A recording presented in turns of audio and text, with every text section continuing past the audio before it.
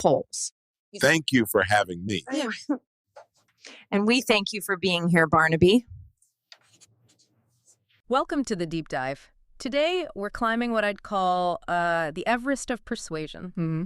We're focusing on those longtime mobile home park owners, you know, the mom and pop sellers, people who've maybe run these places for 30, 40 years. Right. Built them up from scratch sometimes. Exactly. And our mission today is really to distill the psychology. How do you convince them that seller carry financing isn't some, complex scam? That it's actually their safest, maybe even their smartest way out. Yeah. It's the ultimate psychological negotiation, isn't it? It really is. Because when you're talking to someone whose entire life's work is tied up in this one asset, well, the conversation, it's fundamentally emotional. It just has to be. So the challenge isn't just the math. It's not about spreadsheets initially. No, not at all. It's about selling peace of mind. Because that decision, selling after decades, it's all tangled up with fear and pride and, crucially, their legacy. The minute they even think about selling, you see this fear response. It's almost paralyzing, and it just blocks out logic. That's what our sources highlight again and again. The strategy has to pivot. You can talk cap rates until you're blue in the face. Mm-hmm. But if they're terrified of losing control or, getting cheated somehow, those numbers, they mean absolutely nothing. Okay, so it's about managing that fear, using behavioral psychology, but not as a trick. No, never it's trickery. It's a framework, a way to understand and address that fear head on. We start by shifting their emotional anchor point. Right. Okay, let's unpack that. We're talking behavioral economics here, this art of the flip, starting with loss aversion. Yeah, loss aversion, it's just fundamental to how we're wired. Psychologically, we hate losing something we already have about 2 or 3 times more that we enjoy gaining something new. It's a powerful bias. Okay, so how do we use that for seller carry? Because, wait a second, the seller's looking at a guaranteed cash offer, right? That feels certain. How is that a loss? Because we frame the cash-only sale around the biggest guaranteed loss. Yeah. Taxes. Yeah. When you take all that cash up front, boom, you immediately lose 30, maybe even 40% of that capital you worked so hard for, straight to Uncle Sam. Right. That's a huge quantifiable hit. Right. Right away. It's immediate. It's painful. It's a loss they can see on paper before they even bank the check. Ah, I see the flip now. So seller carry lets them, defer that big capital gains hit, keep that money working for them, generating income. Exactly. It keeps their capital intact and productive. So suddenly, that traditional, safe, all-cash route, we recast that as the risky move because it guarantees that huge immediate loss. And the option that seems riskier, becoming the bank, actually starts to look safer because it preserves their net worth right off the bat. That cognitive redirection is just the starting point. It's crucial. But then you have to tailor the pitch, align the offer with how they see themselves. That's identity alignment. And you need to know your audience. Absolutely. Who are you talking to? Is this the really savvy, sharp operator who prides themselves on running a tight ship? Okay, yeah. What's the angle for them? You tell them they're graduating. Seriously, they're moving up. From landlord, the person fixing leaky faucets and chasing down rent checks. The day-to-day grind. To banker. Yeah. It's a promotion. Yeah. Financial seniority. They're leveraging decades of hard-won experience to earn safe, passive interest income. It respects their business acumen. Okay, that taps right into their pride as a smart business owner. But what about the other type, the legacy seller, the one who really cares about the community they built, feels like a steward? For them, the message is stewardship. Financing the sale lets them choose who carries on their community. Yeah. They get to vet the buyer. They maintain some control over the future. Exactly. They ensure the residents, the people they might know personally, and the legacy they poured their heart into are protected. That appeals directly to that protective stewardship instinct. And we also have to acknowledge all those years, the sweat equity. That's got to count for something. That's where sunk cost protection comes in. Yes. You have to acknowledge the toil, the decades of effort. Seller carry framing says your life's work keeps paying dividends. Right. Literally. Right. It secures their retirement income while respecting that immense past effort. It bridges their past work to their future financial security. Makes it feel earned. But here's the thing. All this financing stuff, notes, liens, it can sound really complex. And complexity breeds fear. So cognitive ease is key. Oh, absolutely critical. Simplicity sells comfort. If they can't grasp it easily, they'll default to no. So the explanation needs to be dead simple. Crystal clear. Relatable. Something like it's basically like getting a pension check every month, but with 0 toilets to fix. Huh, okay. Simple and highlights the benefit. That clarity builds comfort. Yeah. And comfort builds the trust you absolutely need to get them to consider it, let alone sign. Okay, so we've kind of addressed the initial money fears, the complexity fears. Now we pivot to the really powerful stuff, the emotional drivers. Yeah, this is where you shift from the pain of letting go to the pride and empowerment of curating the handoff. Curating the handoff. I like that. We move into legacy framing. Look, older owners, especially, they deeply value control and continuity. It's often more important than squeezing the last dollar out. So seller carry gives them that control back. Precisely. Yeah. They control the next chapter. They vet the buyer. They help set the terms. They choose the future caretaker for their community. That sense of empowerment, it flips the fear of a chaotic, impersonal sale into genuine pride. That's powerful, giving them agency in their own exit. And the sources talk about the liking principle, social proof. Oh, it's huge. Nothing validates a scary decision like knowing someone like them did it and it worked out great. So you find a relatable example. Yeah. You know, your neighbor Joe down the road, he sold his park like this last year. Says he loves getting the checks every month without worrying about the septic system. Right. It bypasses that intellectual skepticism, makes it feel normal, familiar. And to get past those last mental roadblocks, you need stories, story-based framing. Because numbers lecture, but stories connect. Exactly. Stories whisper trust. You need your fictional Jane and Joe. Okay. Tell me about Jane and Joe. You paint the picture. Jane and Joe sold their park with Ono financing.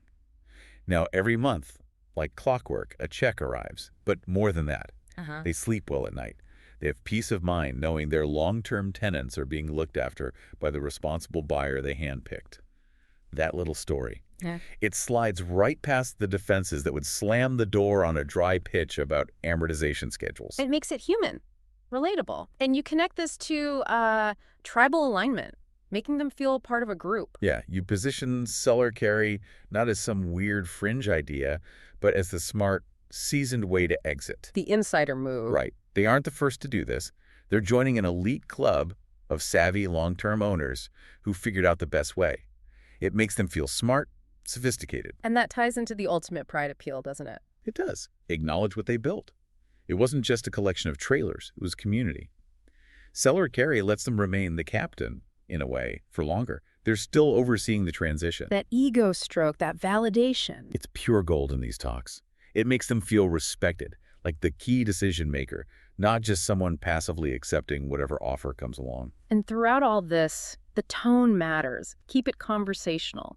Maybe a little humor. A bit of humor helps, absolutely. You can gently poke fun at the industry, the lowball callers with zero experience. Right, the tire kickers. Yeah. Yeah. But you never make fun of the seller or their situation. Humor disarms, builds rapport. But respect is what ultimately builds the trust you need. Okay, so the emotional groundwork is laid. But eventually the financial anxiety will resurface. They'll say, okay, but what if? That's when we need to tackle risk head on. Right, because they will inevitably say, being the bank, that just sounds too risky. We had to flip that narrative using concrete safeguards. And the biggest safeguard is? The lien. The seller holds the mortgage, the deed of trust. They have immense leverage. So the crucial question, if the buyer defaults, what actually happens? Okay, what does happen? Walk us through it. If the buyer defaults, the seller gets the park back. That's the baseline. But here's the key part most sellers don't immediately grasp. The seller keeps the initial down payment, which should be substantial. They cup every single monthly payment made up to that point, and they regain the asset. Which the buyer might have improved. Often, yes. Yeah. The buyer may have put in capital for repairs, upgrades, new homes even, before defaulting. So the seller gets back an arguably better asset. So the worst case scenario they're fearing, it isn't really a disaster at all. It's almost like a backup plan with built-in ROI. Exactly. They keep all the cash received, and they get the improved park back, which they can then operate again, or more likely sell again, perhaps for even more. That dramatically changes the risk calculation, doesn't it? It should. And to hammer that home, kill that lingering anxiety, you use concrete numbers. Make it predictable. And give me an example. Okay, say they sell for $1 million. They carry back $500,000 at, let's say, a reasonable 5% interest rate. That's about $2,700 hitting their bank account every single month. Passive income. Predictable. No work involved. Over 5 years, just the interest alone is around $160,000. Pure profit created from the asset they already own without lifting a finger on management. Those are real numbers, tangible, and they stand in stark contrast to that massive immediate tax hit from the all-cash sale. Precisely. But the biggest psychological hurdle we still face is that status quo bias. Right, the thinking that all cash is safe because that's how it's always done. We have to actively reframe that, challenge the assumption. Is all cash really the safe option today? What's the argument against it? But what's genuinely risky? Getting a huge check for millions means you immediately have a new set of problems. Inflation risk eating away at it, Yeah. big tax battles, and the huge stress of figuring out where on earth to reinvest that lump sum safely in today's market. That sounds like a whole new, stressful, full-time job right when they wanted to retire. It is. Seller carry simplifies retirement. It's guaranteed monthly income based on an asset they know inside and out, an asset they trust. And this leads to normalization. Making it feel less weird. Yeah. Banks do this every single day. It's their entire business model. The seller is simply stepping into the bank's shoes for their own property and earning the interest themselves. Familiarity makes it feel less risky, more comfortable. Okay, let's pivot now to dismantling those specific objections, the landmines that blow up these deals. Objection number one, the big one. What if the buyer defaults? We've talked mechanics, but how do you handle that emotionally? You start with empathy. Acknowledge it sounds scary. Yes, foreclosure is a process. It can sound messy. Then pivot to practical certainty. Okay. While it involves some legal steps, the financial outcome isn't the catastrophe they imagine. Explain that because it's a significant asset in MHP and because you required a hefty down payment. Right, the buyer has skin in the game. A lot of skin. Most buyers will fight tooth and nail not to default. And if they do fail, the seller's collateral isn't some abstract stock certificate. It's the entire park, likely improved. It's calculated leverage, not some desperate gamble. That really defangs the worst case scenario. Okay, objection number three, skipping two for a sec. Why not just take the cash and be done with it? The desire for finality. The wipe my hands clean argument. You counter the idea that cash actually equals finality. How so? Because cash brings that immediate huge tax bill. And it brings the new job of managing millions, which, as we said, is often more stressful than managing the park was. Right. Seller carry means being done with tenants, yes. Done with clogged pipes and late rent, yes. Done with the day-to-day headaches. But not done with the income.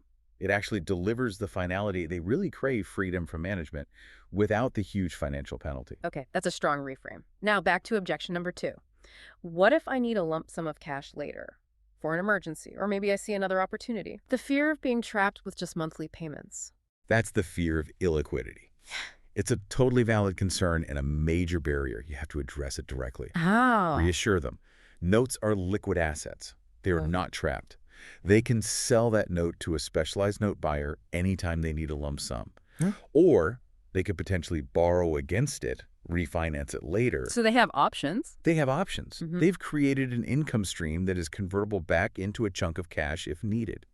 Knowing that safety net exists removes that huge psychological fear of being locked in forever. Okay, so addressing these objections logically and emotionally leads towards creating a sense of urgency, but not high pressure, ethical FOMO, fear of missing out. Yeah, ethical FOMO. You gently present the reality. Sellers often look back and regret missing out on tens, sometimes hundreds of thousands of dollars in interest income and tax savings, just because they stuck with what felt familiar, even if it was less advantageous. So the question becomes, Are you really willing to leave that verifiable financial benefit on the table simply because this path feels a little different at first?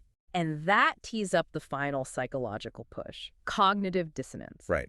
You challenge their self-image gently. You spent your whole life being a careful, savvy steward of this asset, handling your finances intelligently.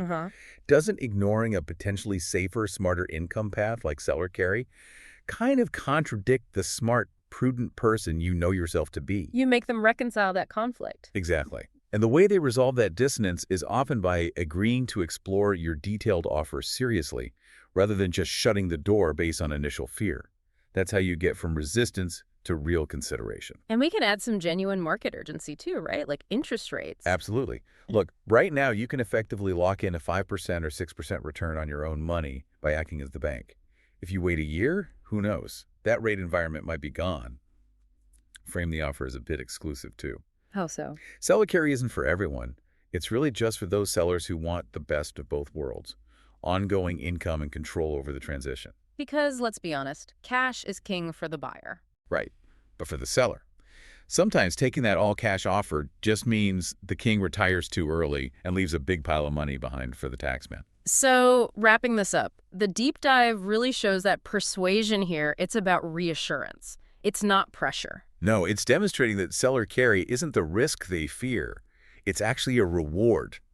A reward for their years of work. A reward that reflects financial wisdom, honors their past, and secures their future. You combine that empathy, maybe a little humor, with solid financial proof. And you turn that initial fear and resistance into curiosity. And once you have curiosity, you can get to a signature. It boils down to fear down, trust up. Control stays with you. Exactly. And the big takeaway for our listeners, never, ever confuse a tax bill with a solid retirement plan. Well said.